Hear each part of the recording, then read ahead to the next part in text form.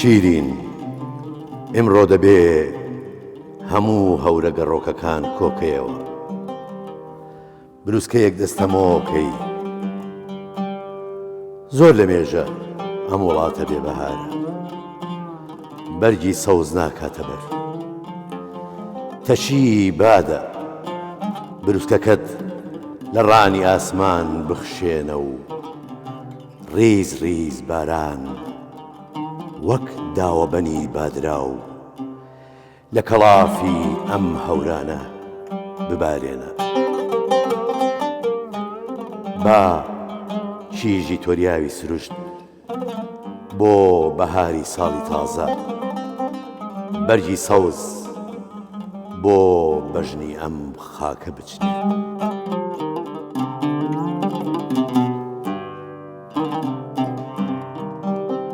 دەم خۆش کاک حەمیدگیان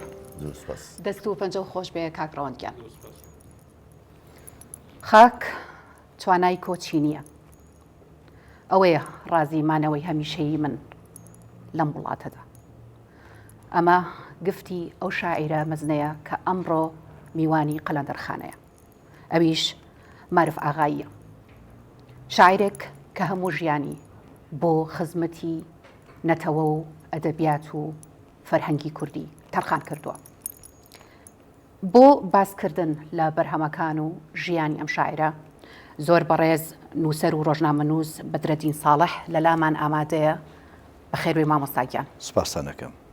بەخێرهاتی مامۆستا سپاسانەکەم کاک ڕەوەند بە عودە جوانەکەی و ئاوازە جوانەکانی هاوکارمانە بێ لە بەرنامەی قەلەندەرخانە بەخێراتن تەکەین کاک ڕەوەند بێگومان لەگەڵ هاوکارم کاک حەمید مامۆستاگیان گەر بکرێت شاعر بە ئێمە و بە بینەرانی قەلەندەرخانە بناسێنیت سوپاس بۆ ئەو دەرفەتەی کورسان 24 بۆ ئەو بەرنامە جوانە ڕاستان دەوێ بۆ من کارێکی زۆر زەحمەتە کە خوالێ خۆشببوو مارفی ئاغایی هاوڕێی گەنجیم بووە دوایی شاعرێک بووە کە کارتێکردنی لەسەر من بووە و وەکو مامۆستای خۆم تەمەشام کردووە بۆیە پێش هەموو شتێک باسی من وەسفی من یان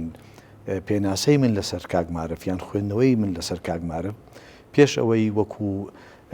هۆگرێکی شعر یان خوێنەرێک یان نووسەرێک باسی مارفکەم وەکو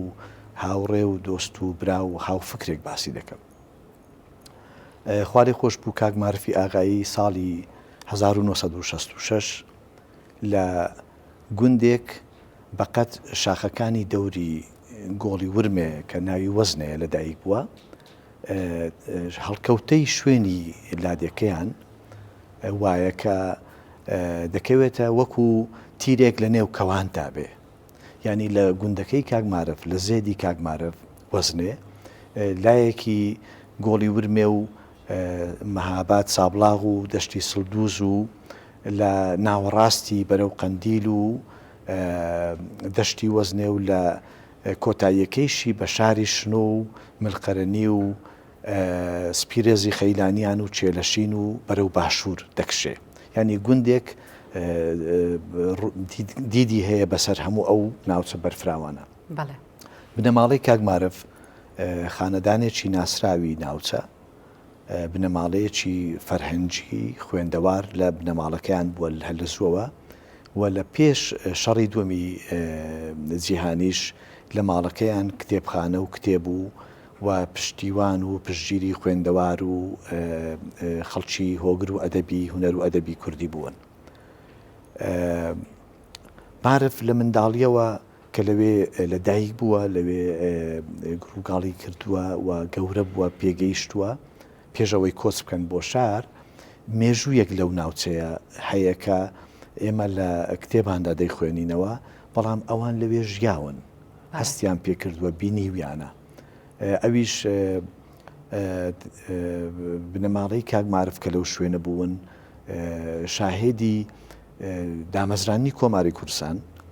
و شکستەکانی دوای کۆمار پاشەکشەی بارزانیەکان کە بەوێدا بووە و لە دواییشدا ئەو شەڕە ناسراوانەی کە لەسەر کۆمار کراون دوای کۆمار شەڕی قارنێ و قەڵاتان و ملقەرەنی و نەلۆس و تا بەرەو شنۆ و بەرەو گادەر ئەوان هەمووی لە پێدەشتی ئەو شاخەن کە گوندەکەی بنەماڵەی کاگمارفی بەسەرەوەیە. ئەوە بەو واتایەکە ئەو بنەماڵەیە تێکەڵی مێژووی کورد بوون، تێکەڵی بزاوی ڕزگاری خوازی کورد بوون، ماڵەکانیان دەرگای ماڵەکانیان هەمیشە کراوە بووە بۆ کوردانی ئەملاو ئەولا لە کاتی لێقەومان و پەڕینەوە و شۆڕش و ئەوانەدا. واتە ئەو شوێنە پێگەیەکی جوگرافی گرنگی هەبووە، زۆر گرنگە لە ڕووی مێژوویشەوە لە دەشتایی ئەو شوێنە کە دەشتی بەناوبانگی سڵدوز هەیە، دەشتی سڵدوز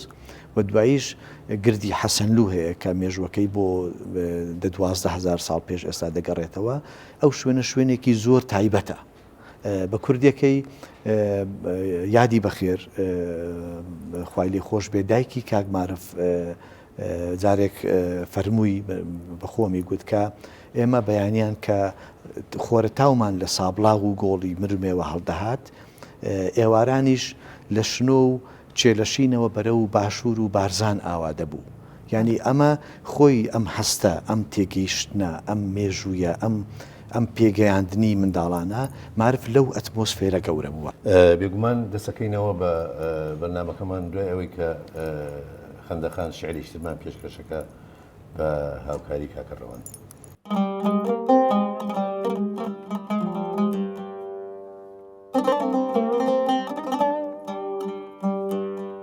باران باران ئەی ئەزمموی لەدایک بوونێکی ئاسمانی و مەرگێکی دەریایی بۆ زەوی وادەی چی پێدا بووی کە هەوری دڵدارت جێهێشت.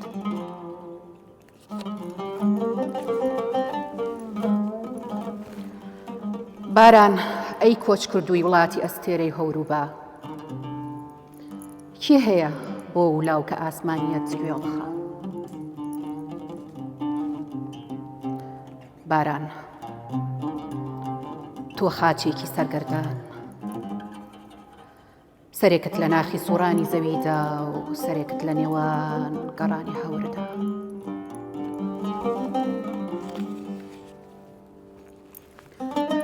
باران ئەی ڕێبواری ڕۆژانی بێخۆر و شەوانی بێمانگ و ئەستێرە. باران ئەی پاکترین هاوڕەگەز بۆ گریان، من بۆ مەرگی تۆ گریان، ئەی مرۆڤترینی دڵداران. دەم خۆش خەندەخان. زۆر سپاس. مامۆستا بەدرەدین، ئەم قۆناغی کە باسی کرد لە ژیانی مارفی ئاغایە و قۆناغەیەکە لە ناو دێهاتەکانە ژیاوە، ینی لە ناو سروشتا ژیاوە زیاتر. قۆناغێکی تر یەتە پێشەوە بۆ مارفی ئاغایی کە ئەڕۆن بەرە و شاری شنۆ. بێگومان ژیانی شار و ژیانی دێهات جیاوازی هەیە لە شێوازی ژیان و لە سروشتی ژیانە. ئەم گۆڕانکاریانە چییە کە بەسەر مارفی ئاغایە، چ وەکو شعر و ئەدەبیات، چ وەکو خۆی وەکو هەڵوێست و وەکو کەسایەتی، ئەو گۆڕانکاریە چیە کە بەسەریا هاتووە لەو ماوەی کە ئەچێتە شنەوە؟ ساڵی 1970 گۆڕانکاری لە ئێران دەبێ بەهۆی چالاکی ئەو بنەماڵەیە. ئەوانە لە شار لە گوند کۆز دەکەن بۆ شار بۆ شنۆ، لەبەرەوەی شوێنێکی نزیکە لەوێ و سازگارە و ئەوانە معرف. بەڵام جیاوازی مارفی ئاغایی کە دەچێت بۆ شار لەگەڵ لاوانی تری ئەو سەردەمەی خۆی کە تەمەنی 16-17 ساڵ بووە، جیاوازەکەی ئەوە بۆ معرف شاگەشکە نەبووە بە شار، لەبەر ئەوەی بلەماڵەکەیان بڵین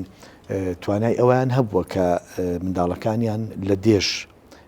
کتێبخانیان بەردەست بووە، خوێندەوار بوون، هاتوو چۆی شاریان هەبوو ئەوانە. بەڵام شانسێکیان بەختێک کە معرف هەی بۆ ڕووی لە شنۆ کردووە. شنۆ ئەو کاتە ناوەندی بەشێکی زۆری ڕووناکبیران و ڕۆشنبیران و کەسانی باشووری کوردستان بووە کە لەوێ ژیاون، ئەوانەی کە ئیشی سیاسیان کردووە، ئیشی ئەدەبیان کردووە. لەوێ لەگەڵ ژمارەیەکی زۆر لە ڕۆشنبیرانی کورد کە لە باشوور پەڕیوەی ڕۆژهەڵات بوون ئاشنا بووە. بۆیەش هەموو جارێک کە دەیگوت کوردیەکەی لەوێ گەشەی کردووە بە خوێندن و نووسینەی کوردی لەوێ گەشەی کردووە کە خاڵی خۆش بوو کاک فەڕەنسۆ یارمەتی داوە بەشێکی دوای ئەوە معرف لەوێ هەستی کردووە کە شوێنێکی بچووکە بۆ ئەو شوێنێکی بچووکە بۆ ئاواتەکانی ئەو شوێنێکی بچووکە بۆ جێبەجێکردنی ئەو ئامانزانەی کە هەی بووە ڕووی لە شار کردووە کە چوونەتە ورمێ و دوایی لە ناوەندی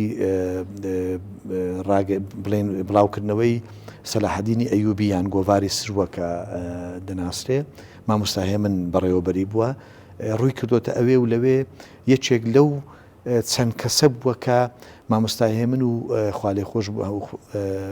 خۆش بن مامۆستا من و کاک ئەحمەدی قازی معرفیان هەڵبژاردووە بۆ خۆیان بۆ گۆڤاری سرووە ینی ئەوە نەبووە کە ڕوو لە بەدوای کاردا بگەڕێ معرفیان هەڵبژاردووە و بەتایبەت دوای کۆچی دوایی مامۆستا من کاک ئەحمەدی قازی یادیان بەخێر سەرنووسەری سروەی بە ئەستەوە گرت معرف دوای ماوەیەکی زۆر کەم بۆ یەکێک لە کۆڵەکەکانی سروە ینی گۆڤاری سروە ئێستا ئێمە کە باسی باشوور بکەین باسی گۆڤارێ بکەین لەوانەیە بۆمان زۆر ئاسان بێ لەوانەیە بە سەدان گۆڤار هەر لە دیجیتال هەر لە ئەنتەرنێتدا لە ناو مۆبایلەکەی خۆمان تەماشا دەکەین بەڵام ئەگەر بگەڕێنەوە بۆ مێژووی گۆڤاری سروە ڕۆڵێکی زۆر گەورەی تەنیا کە زمانی کوردی بتوانن هەموو شتێکی تەنیا گۆڤارێکیش بوو تەنیا دەریچەیەک بوو لە ڕۆژهەڵات کە لەوێوە ڕوونووسەران و ڕۆشنبیران و هۆگرانی زمان و ئەدەبی کوردی بخوێننەوە یان شت بنووسن یان شت بڵاو بکەنەوە مامۆستاگیان دیارە لە سەرەتای بەرنامەکە شەباسیوەت کرد کە بەڕێزت جگەلەوەی وەک نووسەرێک لە دوان دەدەی لەسەر معرف ئاغایی وەکو هاوڕێیەکی ئەویش وەکو کەسێکە لێوەی نزیک بووی دەمانەوێت بزانین مێژووی ناسینت لەگەڵ شاعیرە بۆکەی دەگەڕێتەوە و ئەو کارانە چی بووە کە پێکەوە ئەنجامتان داون من ساڵی 1984 کاک معرفم ناسی لە گۆڤاری سروە هەرزوو بووینە هاوڕێ سوو هاتو چۆی دۆستایەتیمان گەرم بوو و بەڵام ئەوەی کە وەکو پرۆژە کارمان پێکەوە کردو بە جددی لە دوای ساڵی 1970 و چیمیابارانکردنی هەڵەبجە و ئەنفالەوە بووە ئێمە لە نەغەدە ڕێکخراوێکمان دروست کرد بە ناوی کۆڕ ڕۆژنبیری لاوانی کوردستانی عێراق و گۆڤاری سروەشە بوو زۆربەی هەموو ساڵەکان بۆ یادی هەڵەبجە ئێمە زۆربەی بەرنامەکانی هەڵەبجە کۆڕی ڕۆژنبیری لاوانی کورد هەڵی دەگرت مۆڵەتەکە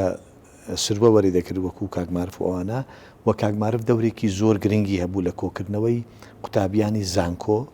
لە یادی هەڵەبجە و لەوێەوە کە قوتابیان یەکتر بناسن شعری کوردی بخوێندرێتەوە گۆرانی کوردی سرودی نەتەوایەتی سرودی کە یادی هەڵەبجە بکرێ و بۆ خۆی دەبوو بە کەرنەڤاڵێک بۆ هەڵەبجە ئایا کاریگەری بێگومان شعرەکانی نوێخوازە هیچی شعری خاوەنی چێش و سەروانیە کە ئەم بزوتنەوەی لە سەرتاوە لە گۆرانی مەزنەوە دەستی پێ کردووە و گەشتۆتە جەلالی میرزاکەریم و مامۆستا شێرکۆ بێکەس و عەبدوڵڵا پەشێ و لەتیف هەڵمەت کاریگەری ئەمانە چۆن بۆ لەسەر معرفی ئاغایی بەڵێ دەستخۆش ئەمە پرسیارێکی زۆر گرنگە بەڵام ئەمن وەک خۆم پێم وایە قۆناغەکانی شعری کوردی بە تایبەت لە باشوور و ڕۆژهەڵات جیاوازن چونکە بەهۆی ئەو دەرفەتانەی کە لە باشوور هەبووە دوای مامۆستا گۆران کەسی زۆر بەتوانە پێگەیشتووە کە وەکو جەنابتان فەرمووتان جەلالی میرزاکەریم و شێرکۆ بێکەس و عەبدوڵڵا پەشێ و ئەوانی دیکە لێرە دەرگاکان کراوەتر بوون بەڵام لە ڕۆژهەڵات بە کەسانی وەکو سوارە و چاوە و قاسمی موعەید زادە و جەلال دەستی پێکردووە من ناڵێم ئەوانە گەیشتنە ترۆپک بەڵام ئەمن دەڵێم دوای گۆڕین دەستپێکردنی قۆناغی نوێی شعری کوردی لە ڕۆژهەڵات معرف شۆڕە سوار و ترۆپچی ئەو قۆناغەیە کە بەپێی ئەو نامانەی کە لە بەردەستی ئێمە بۆ کتێبەکەش ئامادەمان کردووە معرف پەیوەندێکی زۆر پتەوی لەگەڵ شێرکۆ و عەبدوڵڵا پەشێ و لەتیف هەڵمەت و ڕەفیق سابیر و کاک فەرهاد شاکەلی و ئەوانە بووە ئەگەر نامەکانی بۆ نمونە مامۆستا عەبدوڵڵا پەشێ و بۆ معرف بخوێنیەوە وڵامی معرف بۆ عەبدوڵڵا پەشێ بخوێنیەوە خودی مامۆستا عەبدوڵڵا پەشێ و وەکو مامۆستایەک وەکو شاعرێکی پێگەیشت و نامەی بۆ معرف نووسیوە نەک وەکو کەسێک کە هۆگری شەعر بێ بۆی ئەمن پێم وایە تۆزێک دروستەکەی ئەوەیە ئێمە لە خانەبەندیکردنی ئەو قۆناغەی شعری کوردی لە باشوور کە لە گۆرانەوە گۆڕا ئەوەی ڕۆژهەڵات کە لە سوارە و چاوە و قاسمی و ئەیزادە و جەلالی مەلەکشاو ئەوانە بوو بەڵام معرف گەیاندێ ترۆپچی خۆی. بەڵێ مامۆستاگیان درێژە بە باسەکارمانی لەسەر شاعیر دوای ئەوەی کاک ڕەوەند و کاک حەمید شارێکی تر ئەکەن بە میوان.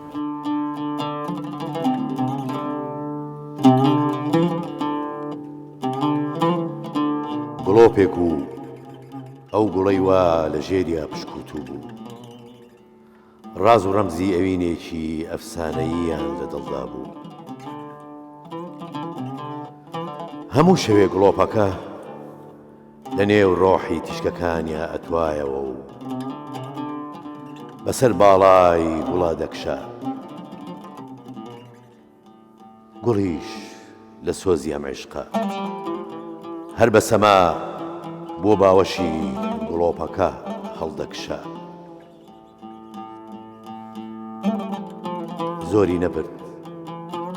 گوڵ بە دەستی خەزان ژاکە، هەر ئەو شەوە گڵۆپەکەش لە نێوگڕی خەزانی ئەوینە سوتا.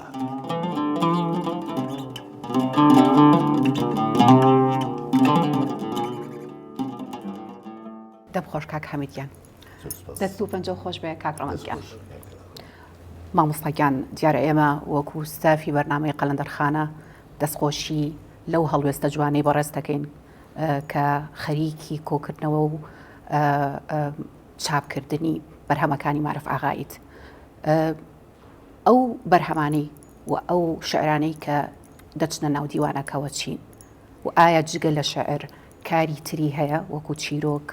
وەکو وەرگێڕان؟ سوپاس، ئەوە پرسیارێکی زۆر گرنگ بوو. دەمەوێت بڵێم ئەو دیوانە شعرەی کە خوالی خۆش بوو کاک معرف چاپ بووە، بەشێکی زۆر کەمی بەرهەمەکانی معرفە تەنیا شعرەکانێتی. ئەوەی کە من شەیدایی ئەوە بووم کارێک بۆ معرف بکرێ، ڕاستت دەوێت من سەرەتا لە خۆم ڕانە دەبینی ئەو کارە بکەم، بەڵام بەهۆی ئەو پەیوەندی کە هەم بوو لەگەڵ ئەوانەی کە لە معرف نزیک بوون، ئەوانەی کە دەمزانی لەگەڵ چێ پەیوەندی هەبووانە، بڕیارمدا کە ئەوە ئەرکی منە دەبێ ئەوە بکەم. سەرەتا ئاگاداریەکم بڵاو کردەوە و زیاتر لە 100 نەفەر بە تەلەفۆن و بە نامە و بە سەردانم کردوون، باسی ئەوەم کردووە کە معرف پێش ئەوەی وەفات بکە کۆچی دوایی بکە ئێمە هەمومان دەزانین سەرجەمی بەرهەمەکانی ئەوە نەبووە کە ئێستا چاپ بووە. دوای 3 ساڵ گەڕان خۆشبەختانە گەنجینەیەکمان دۆسیەوە لە بابەتە چاپ نەکراوەکانی کاکە معرف بەدەستخەتی خۆی لە مامۆستا جگە لەم دیوانەی زەوی سەخت و ئاسمان دوور چیتری چاپ هیچی چاپ نەکراوە. ئەمن دەمەویست ئەوە عرزکەم ئەو گەنجینەیەمان کە دۆزیەوە ژمارەیەکی زۆر دەستنووسی خۆی نامەی ئەدەبی کە بۆ کەسانی وەکو عەبدوڵڵا پەشێ و شێرکۆ بێکەس، کاک ڕەفیق سابیر بە ناوی خوازراو بۆ هەندێک کەسی ناردووە، کاکە گوڵان و بۆ کاک عەبدوڵخالق پەرهیزی، کاک حامید خان ڕەشیدی زەرزا، نامەکانی نامەی ئەدەبین، نامەی جیا لە هەواڵپرسی وشت. ئەو نامانە بەشێکی پێم وایە کەسایەتی مارفی ئاغایی لەو نامانەدا دەردەکەوێت، لە ڕەخنە ئەدەبیەکانی دەردەکەوێت. لە هەموو جیانە ئەدەبی نامەنووسین هەیە لە نێوان شاعیران. من چیم کردووە هەوڵم داوە کە نامەی هەردوو لایەنم دەست بکەوێ. ئەو نامەیە کە کاکە معرف نردوێتی ئەو وڵامەی کە بۆشی هاتووە بۆ ئەوەی بەراوردێ بکەین لە بینی ئەو دەقە ئەدەبیانە. ئەوانەی سەرجەم بەرهەمەکانی کاک معرف ئێستا حازریمان کردووە، ئامادەیم کردووە کە ئەگەر بتوانم بۆ مانجی 4 ئێستا لە قۆناغی تەسمیمدایە، لە قۆناغی کردنە کتێبدایە، من بۆ ئەو کارەش کردومەتە کارێکی هەرەوەزی. زۆربەی ئەو کەسانی کە لە معرف نزیک بوون جیالەوەی قسەم لەگەڵ کردون چوومەتە خزمەتیان، داوام لێ کردوون کە ئەوە پرۆژەیەکی هاوبەشە ئی هەمومانە ئی کەسیشمانی. بە کورتی باسی ئەومان بۆ بکەی دوایین پرۆژەی کە لە ژیانیان هەی بووە چی بووە و دواییش چۆن کۆچی دوایی کرد معرفی ئاغایی؟ زۆر سەختە پیا و باسی کۆچی ئازیزترین کەسی خۆی بکە یەکێک لە ئازیزەکانی بەڵام سەرەتا ئەوەی کاگمارە پێگەیشت بوو پرۆژەکانیشی کارکردنیشی لە ساڵەکانی کۆتایی ئەوەی کە کاگمارفی ناسی بێ و دیت بێ ئەوە دەزانێ شایدی بۆ من دەدا کاگمارف هەتا هەناسەدانیشی بەپەلە بوو دەیگوت کات بەشم ناکە نان خواردنیشی بەپەلە بوو بۆیش ئەو پێگەیشتنەی کە ئەو پێگەیشت بوو وەکو پێگەیشتووی ینی کامل بوونی خۆی لەباری ئەدەبی و زانستی ئەدەبیەوە وای کرد بوو کە شعرەکانیشی کوردە ئەو دەیگوت دەبێت لە کورتترین وشەدا زۆرترین شت بڵێ بۆ مەسلەی کۆچی دوایی جوانەمەرگ مارفی ئاغایی زۆر بەداخەوە زۆر بە شێوەیەکی ڕووداوێکی زۆر سروشتیە کە جادەکە زۆر چۆلیش بووە بڵێن زۆر قەڵەباڵغی تێدا نەبووە منی بوسێک یان پاسێک دێتە سەر ڕێگایەن و بۆی لە پاسەکە لادەن بەر یەکتر دروست دەبێ و کاک جەحفەری قازی و کاک مارفی ئاغایی لەوێ کۆچی دوایی دەکەن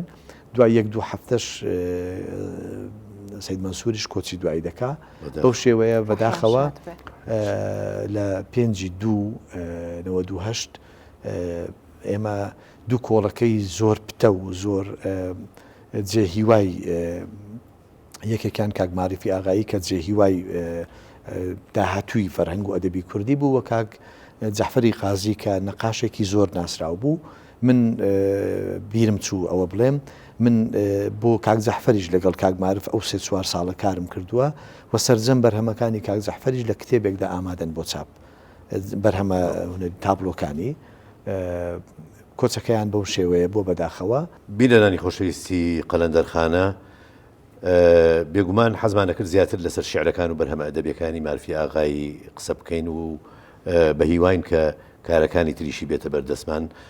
لە کۆتایی ئەڵلقەی ئەم جاری بەرنامەی قەلەندەرخانە زۆر سوپاسی براین و سەر مامۆستا بەدرەدین ساڵحەکەین مامۆستاژیان بەخێر هاتی بۆ بەرنامەکەمان زۆر زۆر سوپاس بۆ ئامادەبوونێ هەروەها سوپاس بۆ برای ئازیز کاکە ڕەوەند کەمال دڵشاد بە خۆی و ئامێری عودەکەیەوە بێگومان لەگەڵ هاوکارم خەندەخان بینەرانی خۆشەویستی قەلەندەرخانە کۆتایی بە بەرنامەکەمان دێنین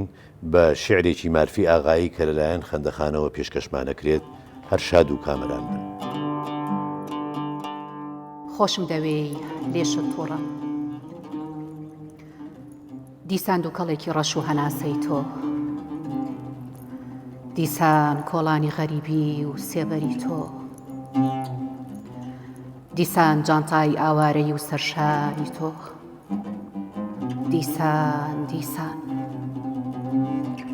دیسان زاری کراوەی کە لە بچە و دەستانی تۆ چەندە بارێکی قورسی بەسەر لاشانی غەمەوە چەمۆڵەیەکی چەند مۆنی بەنێو و ناو چاوانی تەمەوە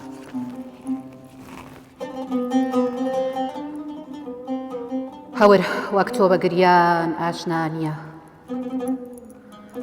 ژان وەکو تۆ بە ناخی هیچ برینێکدا ڕۆنەچووە هیچ بێشەیەک لە خەزانی تەمەنیدا نی و هێندی تۆ گەڵا و لق و پۆپی ئازاری نەوەریوە تۆ چەندە بارێکی قورسی بەسەر لاشانی غەمەوە چەمۆڵەیەکی چەند مۆنی بەنێو چاوانی تەمەوە